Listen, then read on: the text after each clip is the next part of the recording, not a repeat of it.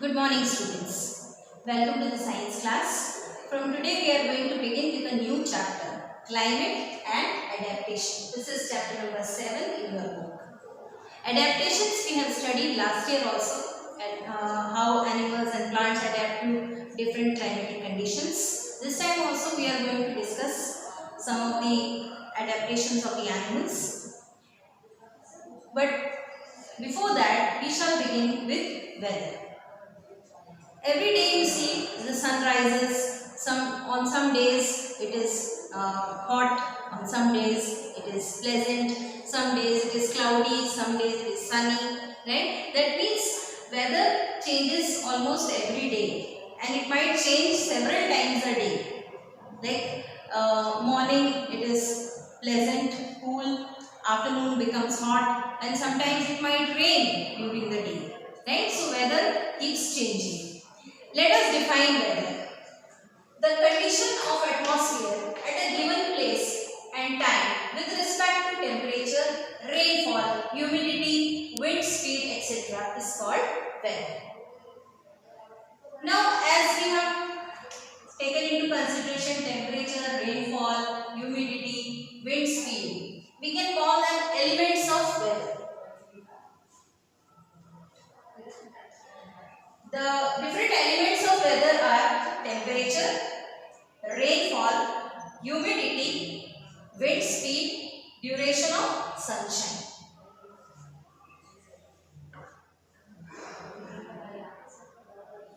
Now, there are certain devices with which we can measure these elements. Like we can measure rainfall, we can measure temperature, we can measure humidity, we can measure wind speed, right? So, these elements of weather can be measured. Here I have maximum minimum thermometer with which we can measure the temperature during the day. It tells you the maximum and minimum temperature of the day, right? Similarly, for measuring rainfall, if it is raining, we can measure rainfall in centimeters and inches, in millimeters, right? For that purpose, we have rain gauge. This is a rain gauge. This has a cylindrical object, right? Big cylinder is there. In that big cylinder, we put the funnel, and inside this cylinder, again we have one more cylinder on which markings are there, right? It's a measuring cylinder. So we have to keep this rain gauge in open and put that funnel over it, allow the rainfall as it is there. As the rain comes, we have to just allow the water to go inside it, and after the rain stops, we can take this out and measure the amount of water with the help of these markings. Okay. So this is rain gauge. It is used to measure the amount of rainfall. Then humidity, it can be measured with a hygrometer. And what is humidity? Humidity is the amount of water vapor present in the air. Normally, we measure relative humidity. The amount of the percentage of humidity or water vapor air can hold at a given temperature. That is relative humidity. Can be measured with the help of hygrometer. Then wind speed can be measured with anemometer. Now, how is weather different from climate? Our topic is climate and adaptation. Climate and weather are two different things. The weather of a place over a long period of time is called climate. This climate is actually the sum total of the weather. We can say that over so many years, 30-35 years, if we consider 1 month like June, so it is rainy in South India, or we can say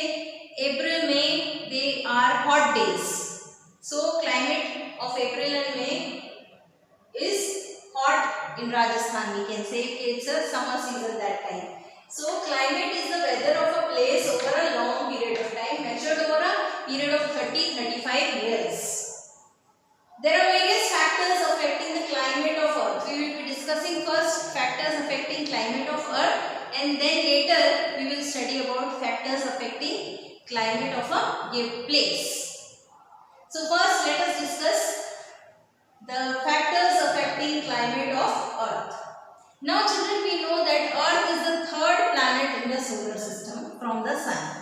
Right? Mercury, Venus, then we have Earth. Sun is a big ball of fire. The nuclear reactions taking place on the Sun, they release so much of heat that the surface temperature of the Sun is around 5000 degrees and the core temperature may be 15 million degrees Celsius. Now, our Earth is also quite big. The diameter of Earth being 12,000 kilometers. So, the distance from the Sun plays a very important role in determining the climate of the Earth. Earth is about 150 million, approximately 150 million kilometers away from the Sun, or to be precise 149.6 million kilometers away from the Sun. Now, from this location, it is neither too far away from the Sun and neither too close to the Sun. Like Mercury and Venus, they are too close to the Sun, very close to the Sun. So their temperature is very high and they are not habitable. No life is found there. And other planets like Jupiter, Saturn, Neptune, Uranus, they are far away from the Sun. So they are very cold. But the Earth is situated in a very proper distance, we can say a very appropriate distance from the Sun, that it is neither too hot nor too cold. That is why it supports life. So distance from the Sun plays a very important role in determining the climate of the Earth. Second is atmosphere of the Earth. The atmosphere of the Earth also plays very important role in determining the climate of the Earth. Most of the radiations of the Sun, they reach the climate and most of it gets reflected back. Not all the heat of the Sun reaches the Earth. So we can say that the atmosphere is like a shield for us to protect us from the radiations of the Sun. It also has the ozone layer to protect us from the UV rays. Third is tilt of the Earth. Now you must have seen the globe, right? And if not, I will show you. See, the position of the Earth, this is the axis of the Earth, right? It's not at here, right? It is tilted. Tilted means it is around tilted at an angle of 23.5 degrees. So because of this, at a time all the places of the Earth do not have summer or do not have winter, right? If it was this perpendicular, then there won't be any seasons on the Earth. But we do have seasons because of this tilt of the Earth. Now, let us see this. These four positions I have drawn here. 21st June, 21st March, 22nd December and 23rd September. These are the four important dates. When the Earth is revolving around the Sun, it is also rotating, you know, right? Now it goes on like this. See, the position of the Earth on 21st June. So from this you can see that this northern hemisphere is closer to the Sun. That it is tilted towards the Sun. And the southern hemisphere is this side. So northern hemisphere is having summer. 21st June in northern hemisphere is the longest day, right? Then when you come back here, 23rd September. On 23rd September, the duration of day and night is equal. That is called equinox. Then on 22nd December, the position is like this. The Earth will not get tilted this way. It will go on like this